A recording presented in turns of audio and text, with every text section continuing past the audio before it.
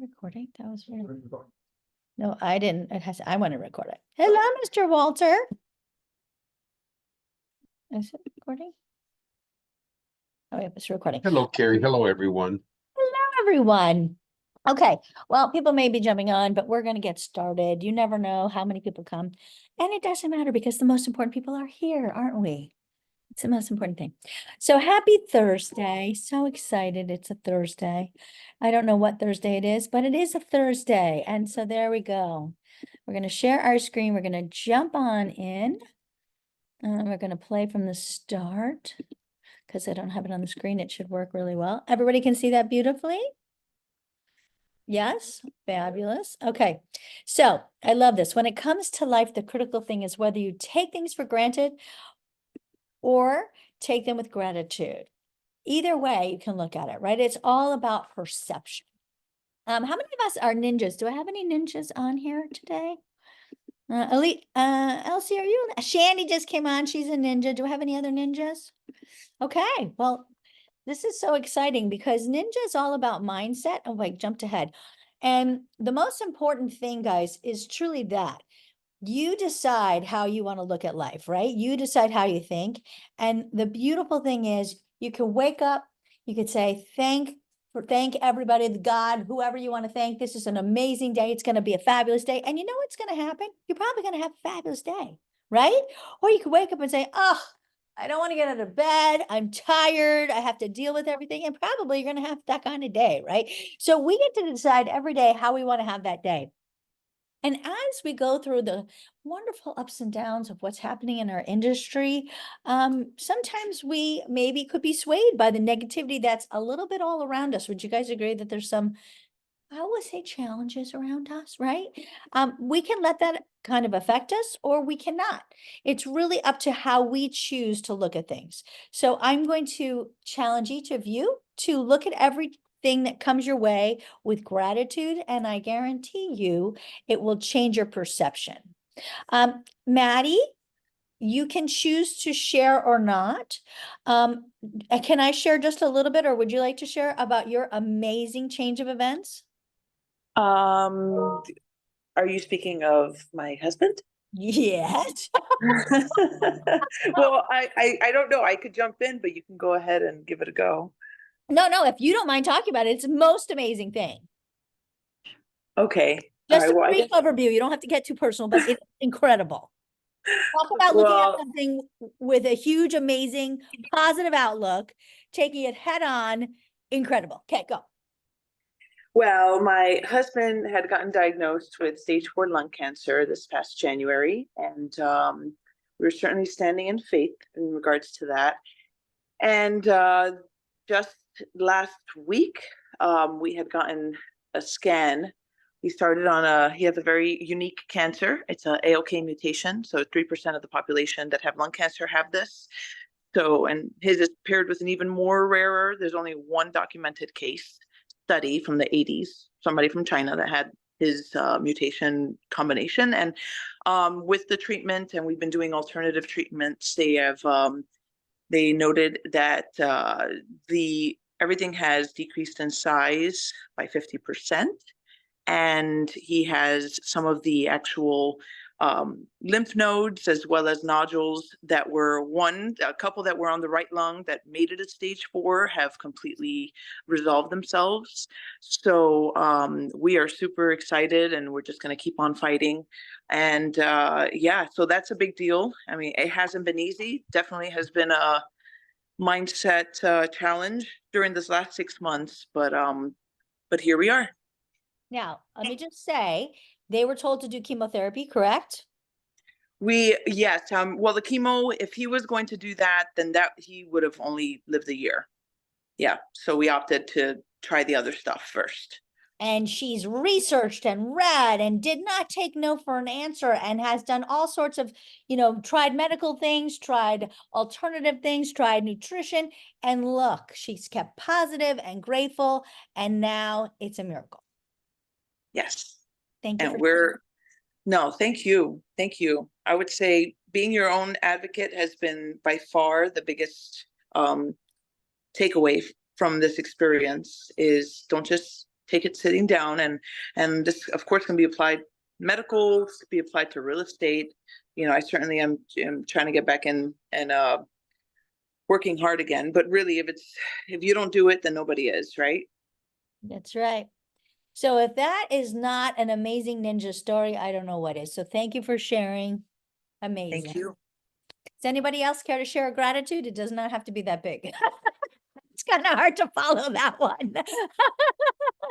That's funny. Sorry. I brought it up. I should have started with something easier first. So I'll throw one out there. My two twins who just graduated just came home, and I'm so happy to have them back. So Really? I am. I did not do the empty nester thing. I just didn't like it. It wasn't good for me. Anybody else want to share anything? Any gratitudes? Anybody? Okay, no one's grateful. No, just kidding. All right. I love this. Our deepest fear is not that we're inadequate. Our deepest fear is truly that we're powerful beyond measure. Don't be scared of what we really can accomplish. I think that's what happens. I was a week ago, 2 weeks ago, I don't remember the last time I played this, but it's the one about the happiness. Sean Anker, he does this whole thing on the happiness factor. And it's true. Everything today is measured by the mediocrity, right? Like here's the regular line, here's average. Who wants to be average? We're not born to be average, guys. Nobody's born to be average. We're born to be amazing and incredible beings that we are. Don't be scared of who you are. Don't be scared of what you can truly accomplish. Nobody gets into real estate because they want to be average. You get into real estate because you want to be able to see what you can accomplish. This is the one industry that nobody's setting any limits on you. So do it. Be limitless, right? Live it to whatever you want to try to be, what you want to try to accomplish. I will try to help you as much as I can. And if it's outside of my realm, we'll try to find somebody who can help you. But this is the most exciting thing. Don't let anything stop you, because truly the only thing that stops you is yourself. And that's the coolest thing. And I think if one thing that Maddie has learned and that has shared with me is she hasn't let anything stop her. She's gotten bad news from everywhere. And look, nothing stopped them. This is incredible stuff. Nothing out there can stop you but yourself. So don't let anything stop you. I think it's amazing. Okay, I'm going to play the latest ninja selling video. Good day to everyone in the Ninja Nation. This is Peter Parnik with your weekly Ninja Action Tip. 3 of the most important lessons from Ninja are: showing is better than telling, asking is better than telling, and it matters who says it. Alongside that is the consistent industry message that you have to be able to articulate your value. You have to be able to give your elevator speech. For my whole career as a manager, I was always asked, Peter, here's what my clients are doing. What should I say? And then there was a point in my career when I urged any agent who was asking my advice, please come in and ask me what to ask rather than what to say. Asking is better than telling, and it matters who says it, are really brothers and sisters. They're linked. Before I met Larry Kendall, my version of that was, if they say it, they own it. If I say it, who knows? Your action tip this week, and forevermore, is every time you find yourself launching on some sort of a selling, convincing, objection overcoming diatribe, hear the little voice in your head say, how could I put this into the form of a question? One of the 2 important messages in It Matters Who Says It is that when you ask a question and the client answers it, they own it. They have solved their own question, and people believe in their own solutions. To go down this road a little bit further, have you ever noticed that the 10-step buyer process and the 16-step seller process are really both a series of questions? They aren't presentations or articulating a viewpoint. Certainly, we have to do that occasionally, but the key is that we do it sparingly. 90% of a ninja's job is to ask better questions. See if you can start to shift your thought processes these weeks. And very soon we will have an announcement that will help you get even better at asking questions. Until next Monday. So I don't know about you guys. Oops, how do I get past that? Okay. Oops, did I just close that out? Oh, I think I did. Screen share. Share. Okay. Next. There we go. Okay. But, you know, if you think about it, I mean, if someone says, why do I need to pay a buyer's agent? Has anybody gotten that one yet in a listing presentation? They're asking us, you know, and what do we want to do? We want to answer it. We want to keep telling them why. But if you thought about answering that with a question, right? Has anybody heard of this question? Do you believe your home will sell for a fixed price? Or do you believe there's a range of value based on the marketing and negotiating skill of your advisor? Also, on the marketing and negotiating skill of the buyer's agent. Because think about it, they have to bring the customer too, right? So this is a great question to have prepared for your customer. Now let's talk a little bit about the buyer's process. Those of you who are not ninjas, you will be ninjas at the next installation, I'm sure. But in the interim, a lot of the things that we're preparing for you throughout this whole change in what's happening with buyer's compensation, with buyer broker required contracts, with all the things that's changing in the industry. We are utilizing much of the ninja style, you know, and people from everywhere nationally are going to need to do a buyer broker agreement. So it doesn't matter if it's a referral. It doesn't matter if you're going to be bringing someone to a builder. When you are going to be working with a customer who's buying a home, they have to sign with you a buyer broker agreement. Now, there's going to be questions like, if you're holding an open house, do they have to sign a buyer broker agreement with you? So again, we're waiting on some clarity, but the reality is, and again, you all know there's training on Monday, 10 o'clock. We're going over some of the new contract forms, right? Did you all also see, by the way, all of the new training set out through Budge? We've got Tuesday, this is the first one, which is going to be July 2nd. Did you all sign up for the 10 a.m. buyer representation series? It's called Adapting to Shifting Compensation Standards. Did you all sign up for that? Yeah? What day is that? Tuesday, 10 o'clock. It came out from Budge Husky. And in that one email, I think there's 4 dates, so you want to sign up for all of them. That's the first one. Unless there's one tomorrow. Hold on, let me see. Is there one tomorrow? On Friday? Tomorrow's Friday. I know. I don't know. Hold on, let me see this. No, there's not one tomorrow. Just that one on the 2nd.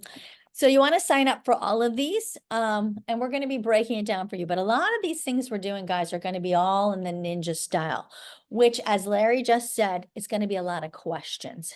How do you guys feel about that? Let's talk this ninja thing. For those of you who are new, which I have a lot of folks that have not been on a ninja with me, it's about conversation. So you can talk to me. You can unmute and talk. How do you feel about asking questions? Because it's much more powerful to have a conversation, to ask a question. Selling is not telling. Has anybody ever heard that phrase? It's true. It's not. You want them to have buy-in in it, right?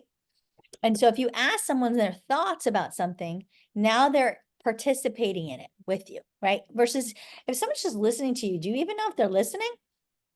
Right? That's what I hate about Zoom. I'm talking to a box, and if I don't know anyone's even listening, I'm like, hello. But if people are talking with you and sharing their thoughts and their ideas and answering questions, you know, A, are they understanding it? B, are they agreeing with you? They're sharing what they think. So that's the most important thing. So let me ask you this. Where do we meet buyers, guys? What do you think? Unmute yourselves, everybody. Unmute.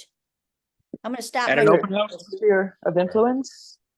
Sphere of influence. Where else do we meet them? Supermarket, Supermarket. baseball games, Yep. Baseball game. activities. Yep. Everywhere. How about an open house? Right? How about if you have a listing, you're doing a showing, you meet buyers?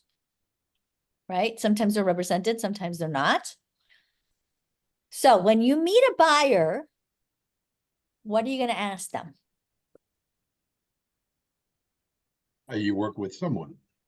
Are you working with someone? Right. We have to ask them that. We're also going to have to ask them if they've signed basically we've always had to say, are you exclusively working with someone? Have you signed anything with them? Because the reality is, guys, code of ethics, what does it say? We cannot work with someone who's exclusively working with somebody else. That has always been the fact, right? And now that everybody has to sign these exclusive representations. Now, I'm waiting to see, are there going to be exclusive and unexclusive ones? I'm understanding that there will be, but I don't know. I've yet to see these things. Who the heck is going to be willing to do it, and something that's not exclusive, right? Why would you want to do that?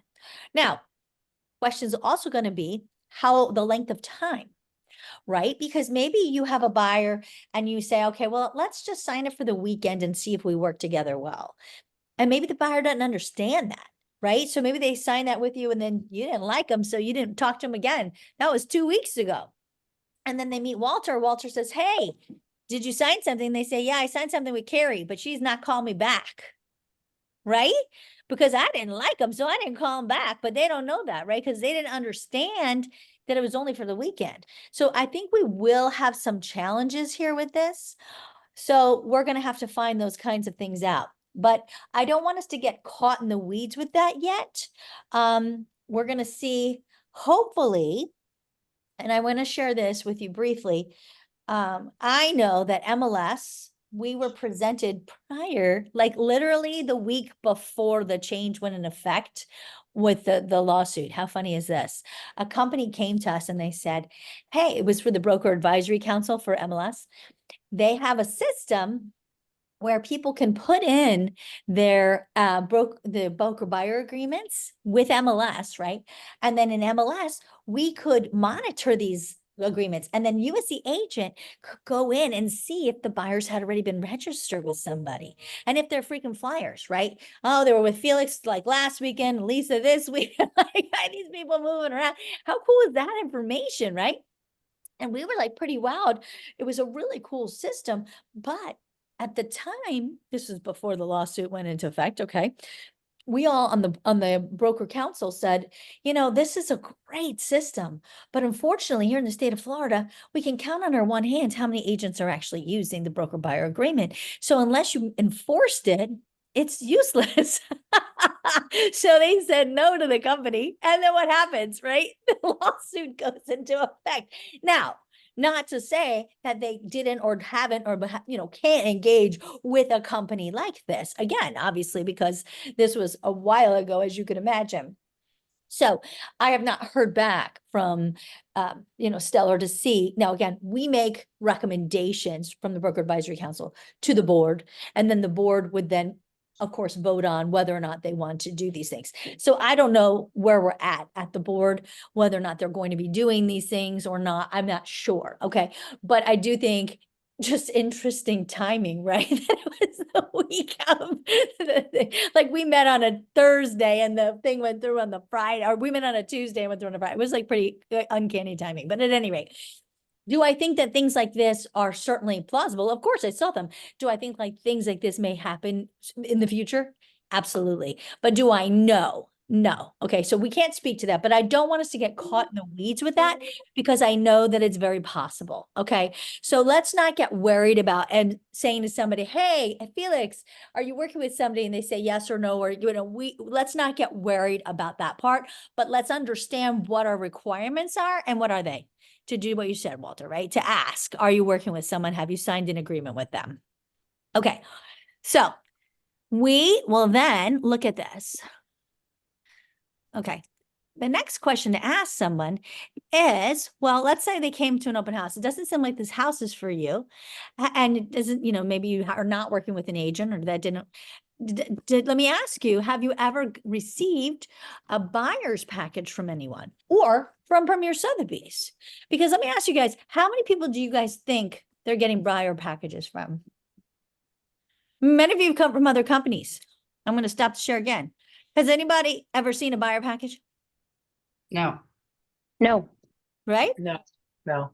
And I'm going to tell you, because I'm at the board a lot, more than planned. And I still have yet to see them. I haven't seen them other than Sotheby's. And I meet with other Sotheby's because the brand is even putting them out. But other than Sotheby's, I've not seen these.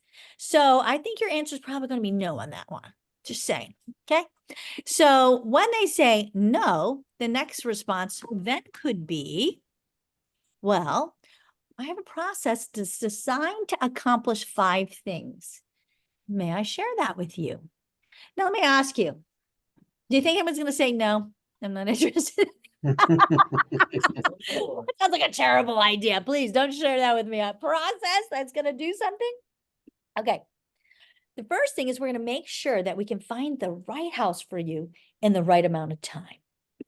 The second thing is we're going to make sure that you don't miss out on any property that fits your criteria. Does that sound good? Third, we're going to make sure that you are comfortable with understanding what you're going to be paying for that home you want. Oh, no, I hate that. I don't want to know. Please don't tell me. I want to be surprised at the end. And I'm going to do my very best to make sure that the home that you buy doesn't come with too many major problems. I mean, I don't have a, crystal ball. I can't, promise, but we're going to do our very best. And we're going to do our very best to make sure that you don't lose any home you fall in love with. How does that sound for you? What do you guys think about that? 5 questions.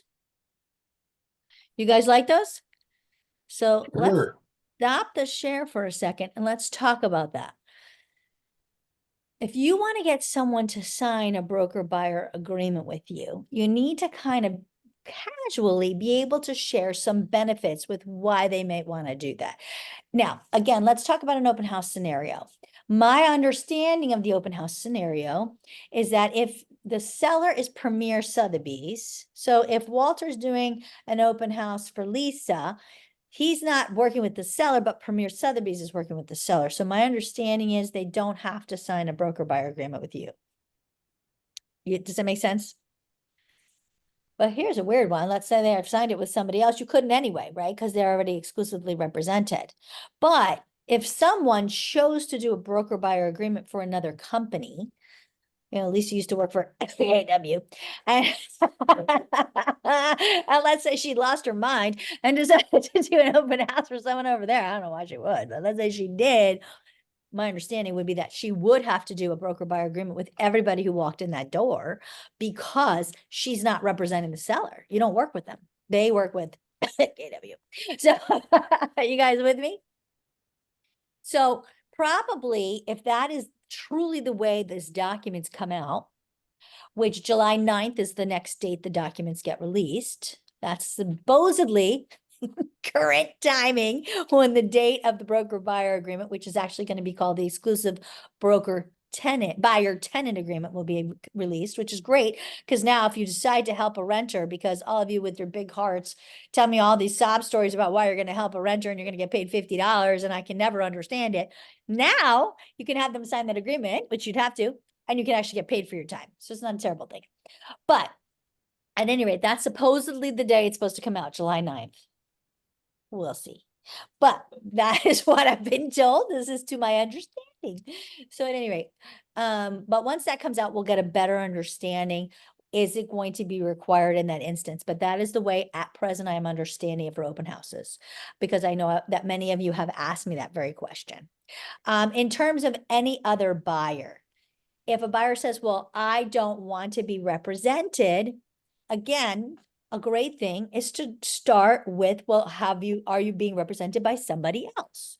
So who wants to play a little game with me and be the buyer on the other side?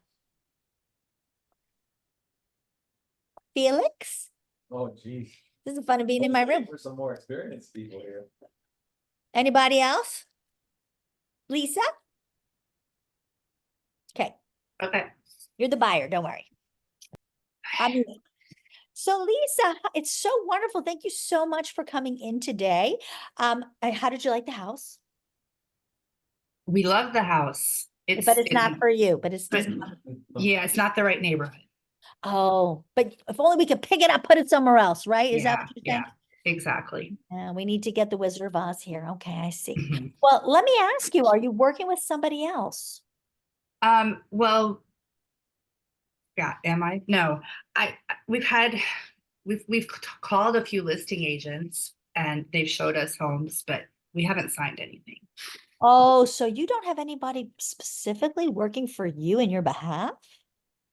No, we just call the list agents directly. Oh, wow. So nobody's actually representing you. So let me ask you then, have you ever received a buyer's package just for you? No, I don't know what that is. Well, we actually have one that is designed to accomplish 5 things. Would you mind if I shared that with you? Sure. And this is the purpose of it. We want to make sure that we find you the exact right house that fits all of your criteria in the right amount of time for you, because we know time is important. Would you agree with that? Yeah, we've got kids that need to start school, so we need to be in our new home before then. Absolutely. And we want to make sure that we don't miss any opportunity of finding homes that fit your criteria. That's important. And we want to make sure you feel comfortable understanding all of the costs that go into purchasing that home. Additionally, we want to make sure that when you do find that home, it doesn't have too many major problems. So we want to make sure of that. And we also want to make sure that you don't miss out on any home that you truly fall in love with. How does that sound? Sounds like a good plan. Terrific. So would you feel comfortable then if we get started working? Because it sounds like you love this home, but you want to be close to the school. Is that right? We want to be close to a good school, yes. And you said your son plays baseball. Yes. Windermere Elementary and Windermere Middle School, we have a great baseball team.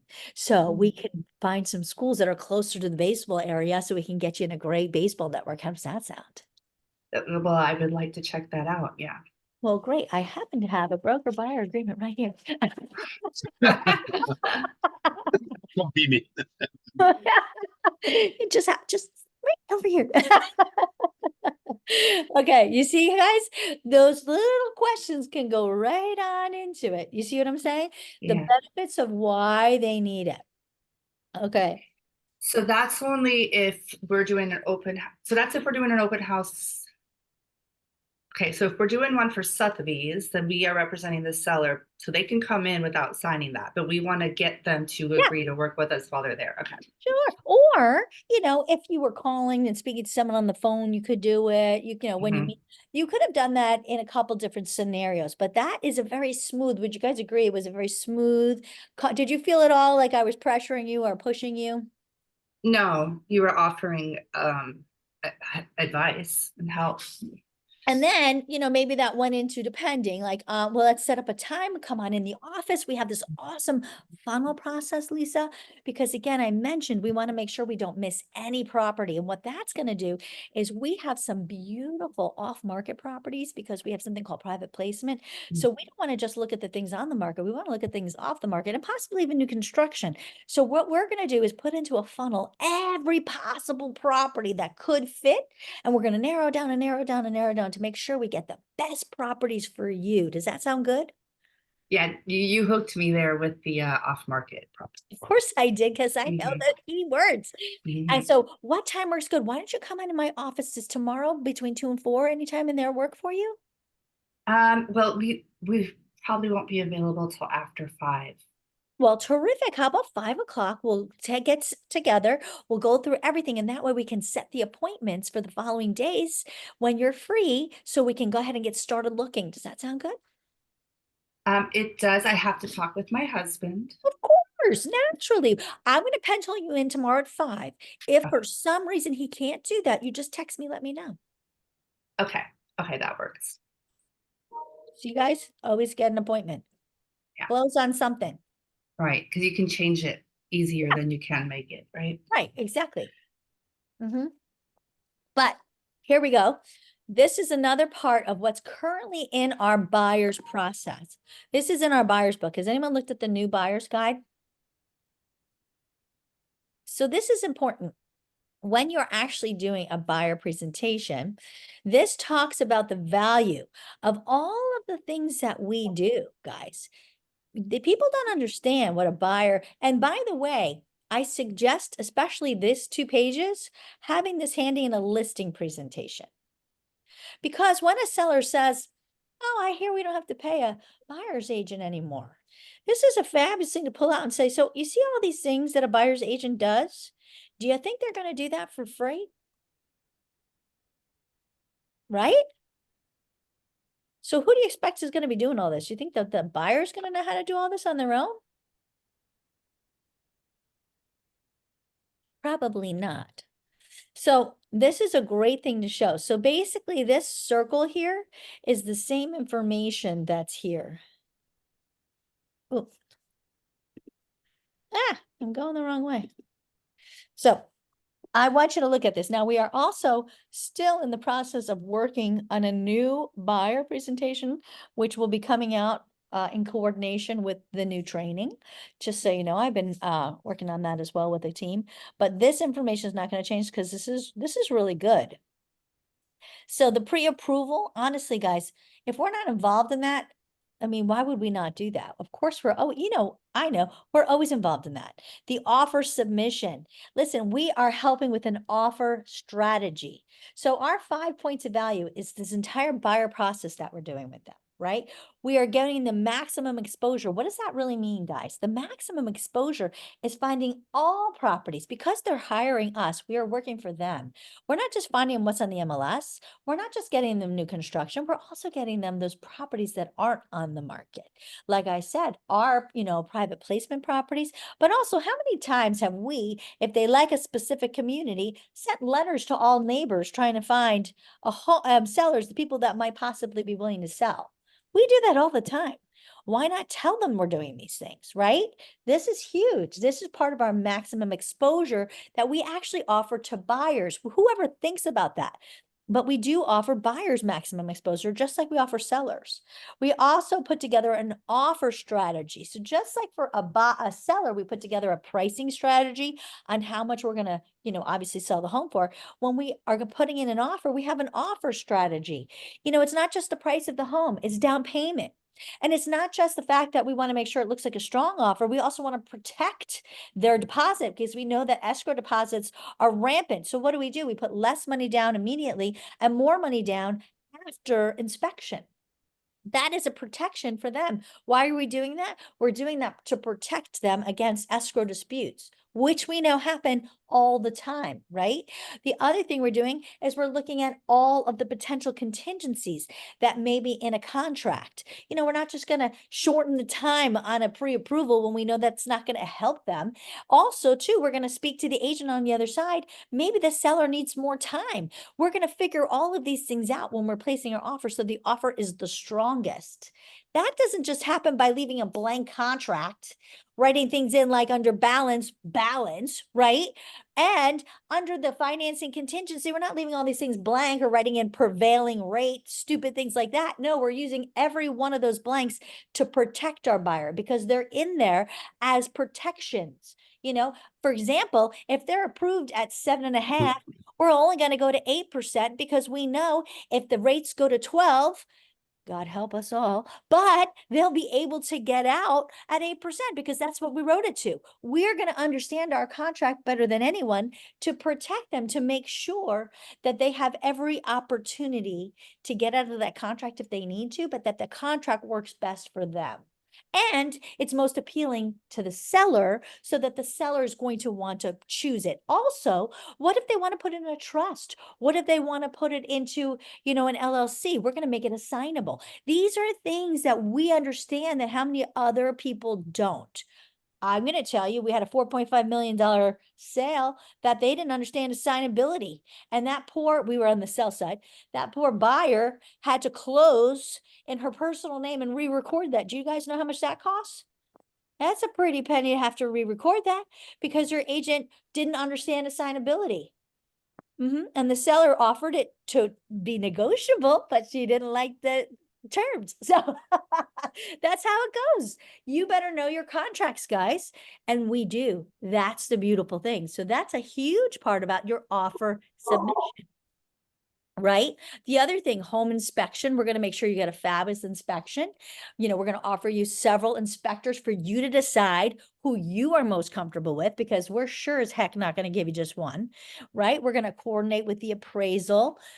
Course, we're going to do the pre-settlement walkthrough with you, right? When we're going to make sure that we are doing everything possible. If there's an insurance situation, we're going to help you get quotes. If there's a roof situation, we have our own preferred insurance companies to help try to find options. But we're going to also make sure that we're going to come in on the right contract. Because you and I both know that it's hard to get insurance on a roof that's 20 years old, sometimes 15 years old. So we're going to understand these things ahead and come in with the right contracts. All of these things people don't know, but we do. And that is the beauty of the experience that you're bringing to this sale. So when you're talking to them, you don't just say, I negotiate. You don't just say, oh, it's about the offer submission. You have to explain what happens if you write the contract wrong. And that's why you're going to do all these things ahead to make sure that it's the best offer for the seller, but more importantly, it protects them as well. And how you protect them. Because if you don't explain that to them, what's going to happen, guys? They're not going to sign for whatever commission you want. You have to show you're worth the money. Does that make sense? How do you explain your value? It's the 5 parts of negotiation, but there's more than just the 5 parts of negotiation. You have to understand a contract. Does that make sense? And then Absolutely.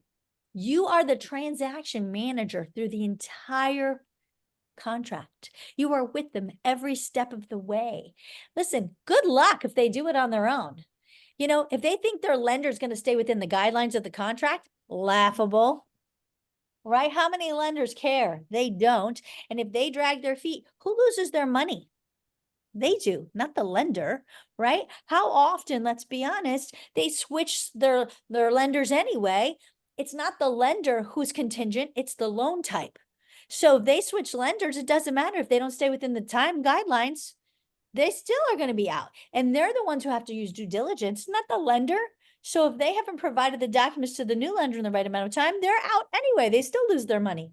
So these are the things that we have to make sure they understand, that we are going to be there to help guide them, to keep them in the guidelines of the contract so they don't lose their money and they're able to close on time. These are critical things. That's why you hire an expert. Does that make sense? So those are the 5 points of value. The buyer process we bring, giving them the maximum exposure to all listings everywhere, offering this offer strategy that makes their offer so appealing, but also protects them in the best way possible. The negotiation as part of making sure that those terms are perfect for them and the buyer and the seller, and then being that transaction manager for them the entire way through. Everybody good on that? All right. Last thing I have is my little video. Now, before I play my video, let me just stop my share really quickly. Again, we're going to have a lot of training on all the changes. We have the 2 new contract addendas really that are out. 2 of them we're going to go over on Monday. They're both in regards to how you handle negotiating your commission. So we'll be going over that. We're also going to go over what is going on with the buyer broker agreement, why it's not it's actually the exclusive buyer tenant agreement. So I have some information on that, inside information. I'm going to share. Channing already knows, and so does Maddie. But so we're going to go over some of that. I also have some more information that I'm going to share about listing agreements and contracts that I learned yesterday. I'm going to share some more of that. So we're going to go through some of that on Monday. That's Monday at 10. Tuesday at 10. Again, please sign up for the what do they call it? It's called something awesome. It's called so amazing. It's called buyer representation. Yep, adapting to shifting compensation standards. Okay. So they're having that. That's the first one, July 2nd. They have another one in this series, which is on, I know there's one on the, there's one on the 24th of July, elevated buyer assets and marketing campaigns. The day before, Florida Realtors is doing one. So I will be helping you get involved on that one because we definitely want to be on that one too. So we're going to be very well trained. August 17th is the day that all buyer representation will go into effect. But compensation will come out of MLS August 1st. I just got that from Lisa Hill yesterday, who is our previous past president. So August 1st will be the day compensation will be removed from the MLS. Super fun. So, which is another reason that I'll be going through the compensation. So the two forms that they're how to negotiate for your compensation. We'll be going through that tomorrow. We're going to start through more of this. So you guys will be super ready, informed, and comfortable when this does happen on August 1st, coming out of the MLS. That will happen prior to broker-buyer agreement going into effect, okay? Any questions on any of that before we do our wonderful little video that I have, which is a great video? Any questions? Everybody good? Does anybody want me to go through those buyer process reasons of using a buyer process again? You want me to do those questions one more time? Yes. Sure. Okay, all right, let's do it one more time. And the other thing that I'm going to do for all of you guys, because the reality is, these are a lot of words. I know you guys all like to say, you know, that there's a lot of things that I just kind of roll off my tongue and it's kind of hard to remember. So what I'm going to do for you is come up with a little cheat sheet. So it's easier for you to remember. Okay. So for example, wherever you are, you know, whether this is the house for you, are you working with an agent? Have you ever received a buyer package from Premier Sotheby's, from anybody else? That's really the question you're trying to ask. Ask after, of course, if you know they're working with somebody else, right? We have to know that. The key is, well, we have a process that's designed to accomplish 5 things. Can I share it with you? So what my cheat sheet will look like is process, 5 things. That's what you want to know. The process does 5 things. And then, of course, can I share it with you? That I don't need to write that down. I think you guys can cover that, right? However you want to say that, I don't care. So the first little cheat sheet will say process 5 things. Then number 1, see, make sure you find the right house in the right amount of time. It'll say right house, right time. See, that makes sense. It'll be easier for you to remember that, right? Second thing says, make sure you don't miss out on any property that fits your criteria. So the second thing will say, miss out. It'll say, yeah, miss out, fits criteria, right? So you remember that. The third one, make sure you're comfortable with understanding what you're going to pay for the home you want. That's going to say comfortable money. Does that make sense? Third thing is I'm going to do my very best to make sure the home you buy doesn't have any major problems. So it's going to say major problems, right? Easy to remember. Third one says, I'm going to do my very best to make sure you don't lose any home that you fall in love with. And it's just going to say lose home. You think that'll help you remember that? Yes. Okay. And then Yes, thank you. you just asked the question. Does that work for you? What is this, guys? It's a trial close, right? Does that work for you? How does that sound? What do you think about that? Trial close. Who's going to say, yeah, I'm sorry, that doesn't work for me. Now, the other one that I want you to remember, which is good for a buyer or a seller. Let's look at this one. This one's harder. Do you believe your home will sell for a fixed price, or do you believe there's a range of value based on the marketing and negotiating skill of your advisor? So this is a good one if someone's trying to break down your commission. Well, I don't know. How much should I pay for that? There's 2 things you ask. What's more important to you?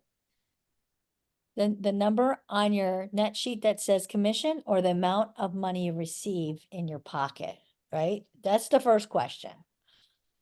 And then you say, well, do you believe your home will sell for a fixed price? Or do you actually think there's a range based on the marketing and negotiating skill of your advisor? So this is a harder one for me to actually give a little cheat sheet on, but I think it could be sell, fixed price, range, marketing, negotiating skill of advisor. You think that would help you to remember to say that? There's a lot of, I mean, it rolls off your tongue easier if you can get this out, but I'm trying to come up with something that'll make this easier for you to be able to say it. Would that help? What do you guys think? Just practicing over and over, but Yeah, it's a great question though, but the thing is, does it make sense to everybody? Because I'm gonna be very honest about this. The first couple times I heard this, I had to read it like 5 times to make it make sense to me. I say something similar, but word it different. I Is it- say, Uh-huh. when they go right into commission, what's your commission? I say, well, regardless of the commission, if I can show you what I do differently to get homes sold quickly in this market, is that something you would like to know more about? So I have And then something they go, similar oh, to okay. that. See, that's a good one. I have something very similar to that. That one is, this is a new one. You ready for a new one? The greatest expense you have is not what you pay in commission. It's the money you didn't make because of the marketing exposure you didn't get. That's kind of cool. And then you That's bring good. your stats, right? See, for me, we sell higher price per square foot, but you know what I mean? That's, if you have good stats, that's a good one. I like that one. But it's pretty similar to what you just said, Lisa. So it's really all in how you say it, right? So all good. Anybody else have any other questions or anything you want me to repeat? Or are you good? I am gonna go through again, over and over again. Trust me, you'll get lots of cheat sheets on this. But why you want to work with a buyer's, agent, those questions. And then what we bring, what's the value? Again, our buyer's process, the maximum exposure, because we show them all the properties, right? That's the maximum exposure. We bring exposure to the seller, we bring exposure to the buyer. It's a very easy thing to remember. Our offer strategy. So to a seller, there's a pricing strategy. To our buyers, we have an offer strategy, right? Then we have a negotiation that we fill out because there's 5 points to that, right? And then we're the transaction manager. So it's kind of simple to remember if you think about it, but we're going to have cheat sheets and things for you to remember on this. Okay. Does that sound easy enough to kind of be able to share with someone? You guys feel good about it? Okay. Then we're going to go ahead and I'm going to play my video because I really like my video. Okay. Play from here. Oh. Okay, well, this one's playing. Can you guys see my my screen, right? Yeah. You see the video? I'm going to talk to you about some things I've learned in my journey. Most from experience, some of them I heard in passing, many of them I'm still practicing, but all of them I do believe are true.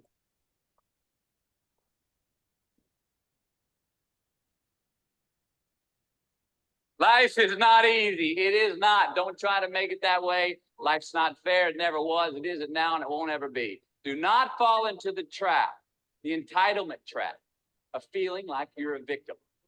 You are not. Get over it. Get on with it. So the question that we got to ask ourselves is what success is to us, what success is to you. Is it more money? That's fine. I got nothing against money. Maybe it's a healthy family. Maybe it's a happy marriage. Maybe it's to help others, to be famous, be spiritually sound, leave the world a little bit better place than you found it. Continue to ask yourself that question. Now, your answer may change over time, and that's fine. But do yourself this favor.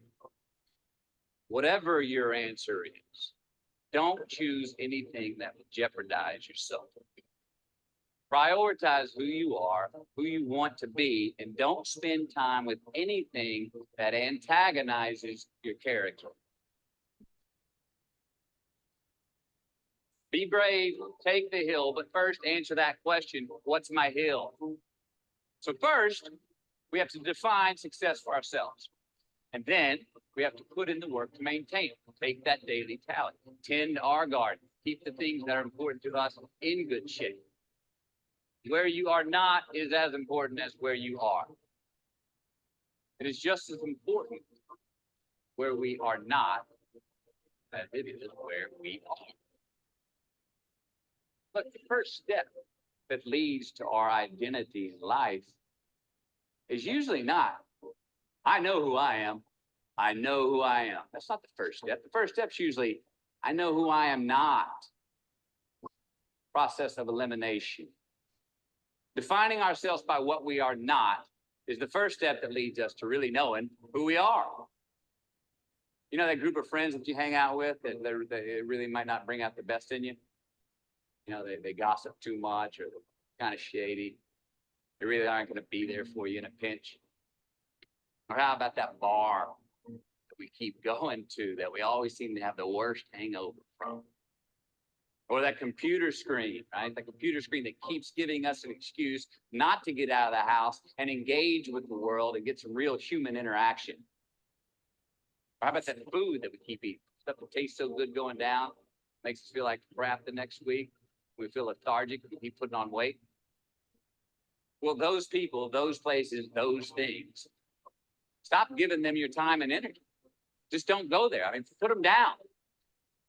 And when you do this, when you do put them down, you quit going there, you quit giving them your time, you inadvertently find yourself spending more time and in more places that are healthy for you, that bring you more joy. Why?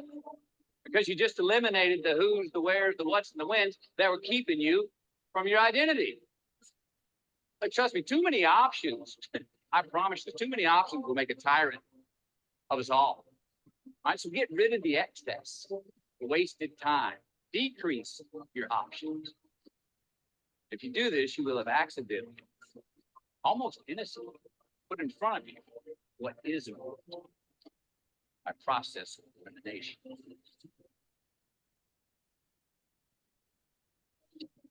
Knowing who we are is hard. It's hard. Give yourself a break.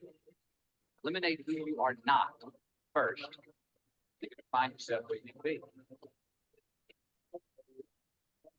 Instead of creating outcomes that take from us, let's create more outcomes that pay us back, fill us up, keep your fire lit, turn you on for the most amount of time in your future.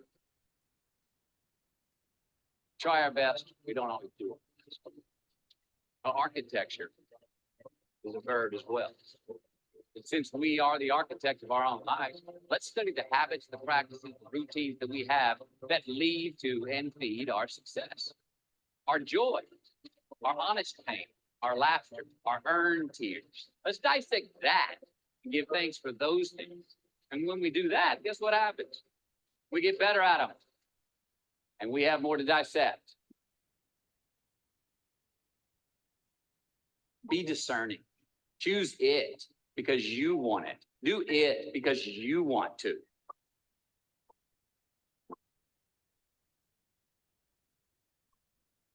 You're going to make mistakes. You got to own them. Then you got to make amends. Then you got to move on. Guilt and regret kills many a man before their time. So turn the page, get off the ride. You are the author of the book of your life.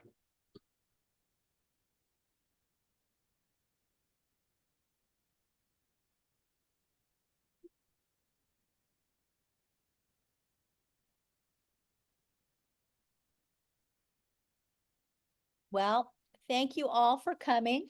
I hope you got something out of today. Hope you start working on your buyer process. And I look forward to seeing you all on Monday for our commission contract addendas. So have a great weekend and I will see you guys soon. Bye. Thank Bye. you, Carrie. Bye. Bye-bye.